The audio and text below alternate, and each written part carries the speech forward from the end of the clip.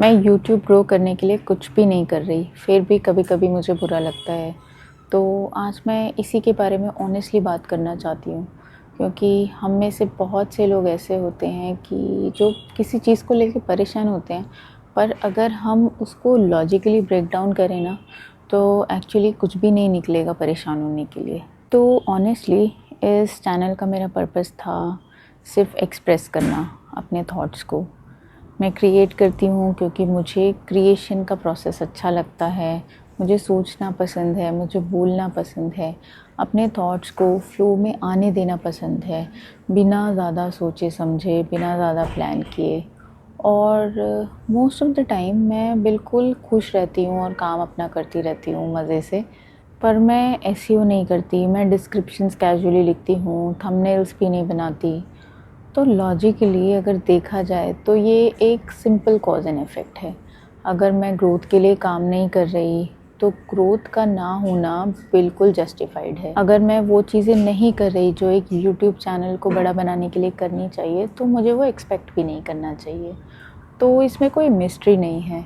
लेकिन फिर भी कभी कभी कोई कोई दिन ऐसा आता है जब मुझे फ्रस्ट्रेशन होती है, जब मन करता है कि मैं ये सब क्यों कर रही हूँ, इस एफ़र्ट की क्या वैल्यू है। तो बात ये है कि ये सिर्फ इमोशंस हैं। कभी कभी जब इमोशन सरफेस करते हैं और हमारा इमोशनल ब्रेन हमें ओवर पावर कर लेता है, तो सर्वाइवल मैकेनिज़्म एक्टिवेट हो जाता है। वो हिस्सा जो वैलिडेशन चाहता है, रिस्पॉन्स चाहता है, जो प्रूफ चाहता है, उसको लॉजिक से कोई लेना देना नहीं है। उस वक्त फिर जो भी फील होता है, ज़रूरी नहीं कि उसका कोई लॉजिक हो। जैसे मुझे फ़ील हुआ कि शायद चैनल ग्रो कर जाए, शायद कुछ हो जाए, शायद कोई मेरी बात सुन ले। बट जैसे कि मैंने कहा कि इस होप के पीछे कोई लॉजिक नहीं है, क्योंकि मैंने कुछ किया ही नहीं चैनल ग्रो करने के लिए। फिर बुरा लगना तो बेफिजूल की बात है। और इमोशंस ऐसे ही काम करते हैं बिना लॉजिक के, और यही हमें समझना है। और बात ये है ना कि ये टेम्परेरी फेज़ होता है, और यहीं पर एक चीज़ बदली है मेरे लिए। मैं अब ये देख पाती हूँ कि ये इमोशन है, ये फैक्ट नहीं है। मैं ये समझ भी पाती हूँ कि ये फ़ेज़ आएगा और चला जाएगा। मैं इससे आर्ग्यू नहीं करती या इसको जस्टिफ़ाई करने की कोशिश नहीं करती या खुद को ब्लेम भी नहीं करती। बस जब जो इमोशंस आते हैं मैं उनको आने देती हूँ, और फिर मैं जाने देती हूँ, और फिर अपने काम में लग जाती हूँ। बाकी टाइम मैं वैसे ही खुशी से क्रिएट करती रहती हूँ। उस वक्त ग्रोथ का या व्यूज़ का मुझे कोई ख्याल नहीं आता, and I think that is the best place to be. तो आज जो मैं बोल रही हूँ ना, ये भी एक एक्सप्रेशन ही है। मैं ग्रोथ को रोमांटिसाइज़ नहीं कर रही, ना मैं स्ट्रगल को रोमांटिसाइज़ कर रही हूँ। बस जो है मैं वो सिंपल सी वही बात कह रही हूँ। ये एक ऐसा चैनल है जहाँ मैं क्रिएट कर रही हूँ बिना ग्रोथ के लिए काम किए। और फिर कभी कभी फ्रस्ट्रेशन भी आ जाती है कि क्यों नहीं ग्रो हो रहा, and that is also valid, बिल्कुल ह्यूमन है ना। और एक चीज़ जो मैं आज ऑनेस्टली फ़ील करती हूँ कि ये सिर्फ मेरे साथ नहीं होता, ऑलमोस्ट हम सब के साथ ऐसा होता है। और यहीं पर हम सब एक कॉमन मिस्टेक करते हैं। हम अपने इमोशंस को ना डिनाई करते हैं, उनसे लड़ते हैं।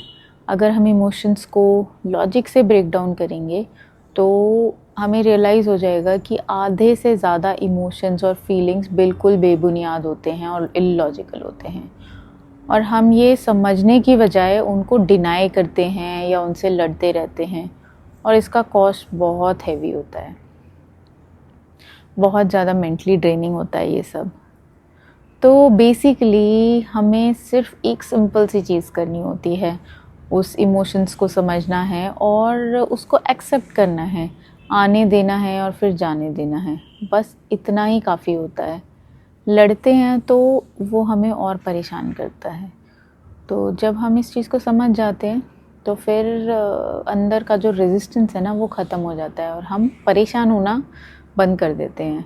मतलब जैसे एक छोटा बच्चा है ना, जब उसको चोट लगती है या हेडेक होता है या कहीं भी कोई तकलीफ़ होती है, तो उसको कुछ नहीं पता होता कि क्यों हो रहा है, तो वो सिंपली रोना शुरू कर देता है। पर जैसे जैसे वो एडल्ट बनता है तो उसको पता है कि हाँ, ये फ़ीवर है, ये चोट है, ये ठीक हो जाएगी, ये उतर जाएगा। तो वो उस चीज़ पे उस तरह से रिएक्ट नहीं करता जैसे वो बचपन में करता है। तो बस यही अंतर है।